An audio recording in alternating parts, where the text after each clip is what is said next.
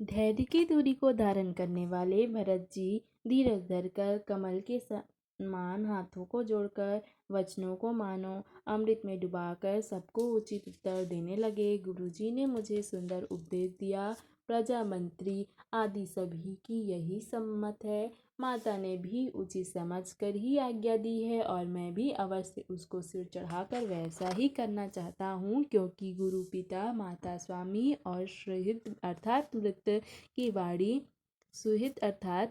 मित्र की वाणी सुनकर प्रसन्न मन से उसे अच्छी समझकर करना चाहिए अर्थात मानना चाहिए। उचित अनुचित का विचार करने से धर्म जाता है और सिर का पाप का भार चढ़ता है। आप तो मुझे वही सरल शिक्षा दे रहे हैं जिसके आचरण करने में मेरा भला हो। यद्यपि मैं इस बात को अच्छी तरह समझता हूँ, तथापि मेरे हृदय को संतोष नहीं होता। अब आप लोग मेरी प्रार्थना सुन लीजिए और मेरी योग्यता अनुसार मुझे शिक्षा दीजिए। मैं उत्तर दे रहा हूँ। यह अपराध क्षमा कीजिएगा। साधु पुरुष दुखी मनुष्य के दोष गुणों को नहीं गिनते। पिताजी स्वर्ग में हैं, श्री सीताराम जी वन में हैं और मुझे आप राज करने के लिए कह रहे हैं। इसमें आप मेरा कल्याण समझते हैं या अपना कोई बड़ा काम? मेरा कल्याण तो सीतापति श्री राम जी की चाकरी में है, सो उसे माता की कुटिलता ने छीन लिया। मैंने अपने मन में अनुमान लगाकर के देखा है कि दूसरे किसी उपाय में मेरा कल्याण नहीं है। यह शोक का समुदाय राज्य लक्ष्मण श्री रामचंद्र जी और सीता जी के चरणों को देखे बिना किस गिनती में है, इसका क्या मूल्य है? जैसे कपड़ों के बिना गहनों का बोझ व्यर्थ है, वैराग्य के बिना ब्रह्म विचार व्यर्थ है। रोगी शरीर के लिए विभिन्न प्रकार के भोग व्यर्थ हैं। श्रीहरि की भक्ति के बिना जप और योग व्यर्थ है। जीव के बिना सुंदर देह व्यर्थ है। वैसे ही श्री रघुनाथ जी के बिना मेरा सब कुछ व्यर्थ है। मुझे आज्ञा दीजिए मैं श्री राम जी के पास जाऊं। एक ही आंख अर्थात निश्चय पूर्वक मेरा हित इसी में है और मुझे राजा बनाकर आप अपना भला चाहते हैं। यह भी आप प्रेम की जड़ता अर्थात मोह के वश में ही होकर कर रहे हैं। कैकई के पुत्र कुटिल बुद्धि राम विमुख और निर्लज मुझसे अधम के राज्य से आप मोह के वश होकर ही सुख चाहते हैं। मैं सत्य कहता हूँ, आप सब सुनकर विश्वास करें। धर्मशील हो कि राजा होना चाहिए।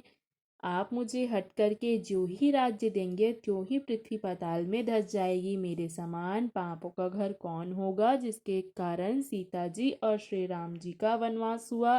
राजा ने श्री राम जी को वन दिया और उनके बिछुड़ते ही स्वयं स्वर्ग को गमन किया और मैं दुष्ट जो सारे अनर्थों का कारण हूँ होश हवास में बैठा सब बातें सुन रहा हूँ। श्री रघुनाथ जी से हित रहित घर को देखकर और जगत का उपहास सहकर भी ये प्राण बने हुए हैं। इसका यही कारण है कि ये प्राण श्री राम रूपी पवित्र विषय रस में आसक्त नहीं है। हे लालची भूमि और भोगों के ही भूखे हैं। ये लालची भूमि और भोगों के ही भूखे हैं। मैं अपने हृदय की कठोरता कहाँ तक कहूँ? जिसने वज्र का भी तिरस्कार करके प्रशंसा पाई है, कारण से कार्य कठिन होता है, इसमें मेरा दोष नहीं है। हड्डी से वज्र और पत्थर से लोहा भयानक और कठोर होता है। कैकई से उत्पन्न देह में प्यार करने वाले ये पामर प्राण भर पेट अभागे हैं। जब प्रिय के वियोग में भी मुझे प्राण प्रिय लग रहे हैं, तब अभी आगे मैं और भी बहुत कुछ देखूं सुनूंगा।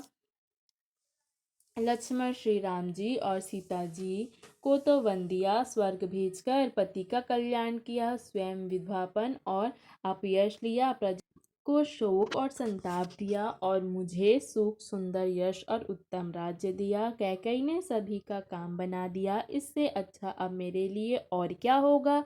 उस पर भी आप लोग मुझे राज तिलक देने को कहते हैं। कैकई के पेट से जगत में जन्म लेकर यह मेरे लिए कुछ भी अनुचित नहीं है। मेरी सब बात तो विधाता ने ही बना दी है, उसमें प्रजा और पंथ अर्थात आप लोग क्यों मदद कर रहे हैं? प्रजा और पंच आप लोग क्यों मदद कर रहे हैं जिसे कुग्रह लगे हों, फिर जो वायु रोग से पीड़ित हो और उसी को फिर बिच्छू डंक मार दे, उसको यदि मदिरा पिलाई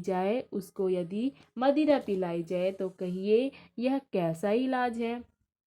कैकई के लड़के के लिए जगत में जो कुछ योग्य था चतुर्विधाता ने मुझे वही दिया, परंतु दशरथ जी का पुत्र और राम का छोटा भाई होने की प्रशंसा मुझे विधाता ने व्यर्थ ही दी है। आप सब लोग भी मुझे टीका कढ़ाने के लिए कह रहे हैं। राजा की आज्ञा सभी के लिए अच्छी है, मैं किस किस को कैसे कैसे उत्तर दूं, जिसकी जैसी रुचि हो आप लोग सुखपूर्वक वही कहें। मेरी कुमाता कैकई समेत मुझे छोड़कर कहिए और कौन कहेगा कि यह काम अच्छा किया गया। जड़ चेतन जगत में मेरे सिवाय और कौन है जिसको श्री सीताराम जी प्राणों के समान प्यारे ना हो। जो परम हानि है उसी में सबका बड़ा लाभ दिख रहा है। मेरा बुरा दिन है, किसी का दोष नहीं है।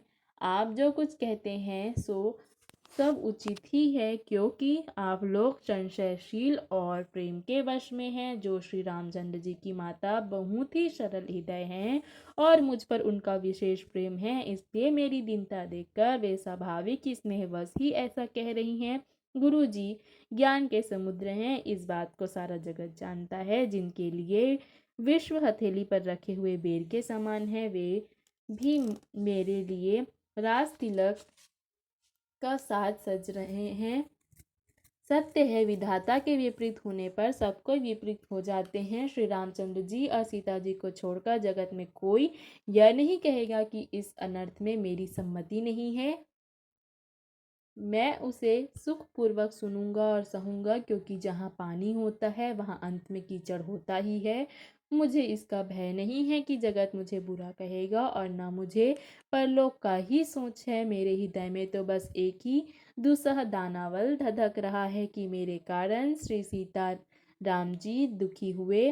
जीवन का उत्तम लाभ तो लक्ष्मण ने पाया, जिन्होंने सब कुछ तज कर श्री राम जी के चरणों में मन लगाया। मेरा जन्म तो श्री राम जी के वनवास के लिए ही हुआ था। मैं अभागा झूठ मूठ क्या पछताता हूँ। सबको सिर झुकाकर मैं अपनी दारुण दीनता कहता हूँ। श्री रघुनाथ जी के चरणों के दर्शन किए बिना मेरे जीवन की जलन न जाएगी।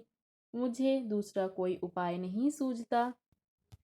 श्री राम के बिना मेरे हृदय की बात कौन जान सकता है। मन में एक ही निश्चय पूर्वक यही है कि सुबह प्रभु श्री राम जी के पास चल दूंगा। यद्यपि मैं बुरा हूँ और अपराधी हूँ और मेरे ही कारण यह सब उपद्रव हुआ, तथापि श्री राम जी मुझे शरण में सम्मुख आया हुआ देखकर सब अपराध क्षमा करके मुझ पर विशेष कृपा करेंगे। श्री रघुनाथ जी शील संकोच बहुत सरल स्वभाव, कृपा और प्रेम के घर हैं। श्री राम ने कभी शत्रु का भी अनिष्ट नहीं किया। मैं यद्यपि टेढ़ा हूँ पर हूँ तो उनका बच्चा और गुलाम ही। आप पंच सब लोग भी इसी में मेरा कल्याण मानकर सुंदर वाणी से आज्ञा और आशीर्वाद दे, जिससे मेरी विनती सुनकर और मुझे अपना दास जानकर श्री रामचंद्र जी राजधानी को लौट आए। यद्यपि मेरा जन्म कुमाता से हुआ है और मैं दुष्ट तथा सदा दोषयुक्त भी हूँ, तो भी मुझे श्री राम जी का भरोसा है कि वे मुझे अपना जानकर त्यागेंगे नहीं। भरत जी के वचन सबको ही प्यारे लगे, मानो वे श्री राम जी के प्रेम रूपी अमृत में पगे हुए थे। श्री राम वियोग रूपी भीषण विष में से सब लोग जले हुए थे। वे जैसे बीज सहित मंत्र को सुनते ही जाग उठे। माता, मंत्री, गुरु, नगर के स्त्री पुरुष सभी प्यार के कारण बहुत ही व्याकुल हो गए। सब भरत जी को सराह सराह कर कहते हैं कि आपका शरीर श्री राम प्रेम की साक्षात मूर्ति ही है। हे तात भरत, आप ऐसा क्यों ना कहें। श्री राम जी को आप प्राणों के समान प्यारे हैं। जो नीच अपनी मूर्खता से आपकी माता कैकेयी की कुटिलता को लेकर आप पर शक करेगा,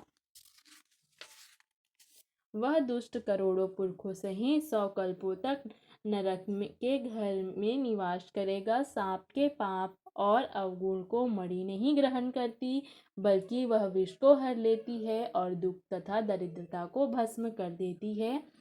हे भरत जीवन को अवश्य चलिए जहाँ श्री राम जी हैं। आपने बहुत अच्छी सलाह विचारी। शोक समुद्र में